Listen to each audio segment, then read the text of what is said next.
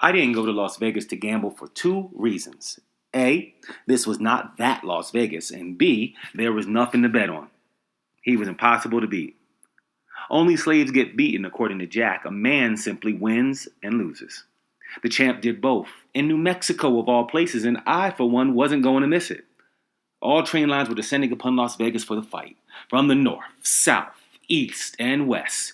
Should have been harder to get a ticket, but it wasn't, thanks to the hemming and hawing of Governor Calhoun McDonald on the legality of seeing a white man get beaten in public in his state, knowing it would get recorded and remembered, rewound and replayed like some sort of symbolic reparation. But he had to give the people what they wanted. I wanted, and I went. Just how 12-year-old Jack allegedly hopped the train car from Galveston, Texas, all the way to New York City just to shake the hand of Steve Brody, champion bridge jumper, having made somewhat of a legend or a liar of himself for having survived the leap from a barely broken-in Brooklyn bridge. Like Jack, I guess I have a fascination with those who cheat death. We both rode for our heroes regardless of facts or fictions and found them. Him, with a grin as gold as our sunsets, but only in person. Not in the black and white talkies that would ultimately make Johnson a movie star.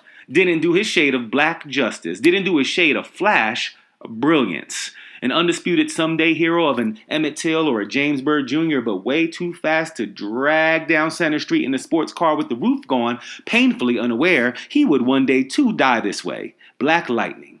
In more ways than none. There was no mistaking who's behind the wheel, no boss in the back seat. Jack Johnson was free. It was a sight to see. It was worth paying to see. A different colored bride ringside type of guy, the likes of which New Mexico had never seen. But on Independence Day, 1912, we were the center of the universe, and the heavyweight champion of the world was right here, reminding us why. I didn't go to Las Vegas because I somehow knew this would be his last domestic title defense, that he'd be exiled a year later for white slavery, for trapping one of his wives across state lines, for being too black, too proud, too bad, and too damn good. It wasn't for the bad press that pugilism was getting either. In a state later known for men and women who use combat sports as a way to transcend intergenerational poverty, as a way to quite literally put New Mexico on the map. Any map. And I sure didn't go to see another great white hope attempt to rid Johnson of his title in the name of eugenics when prior to 1908, the previous three heavyweight champions, all white, denied Johnson of even an attempt at history. I went to see the sweet signs. I went to see a man get what he deserved, both of them.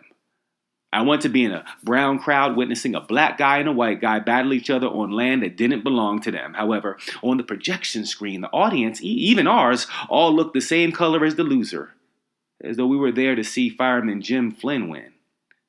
What I'm trying to paint is the race war narrative wasn't bloody enough to fill every empty seat in Las Vegas. Violence was nothing new here. In this territory that barely became a state 6 months earlier, a state that would make a black man its first electric chair experiment in 1933. A people who would allow legal dog and cockfighting as late as 2007. A boy who first made a name for himself in the battle royales of the South.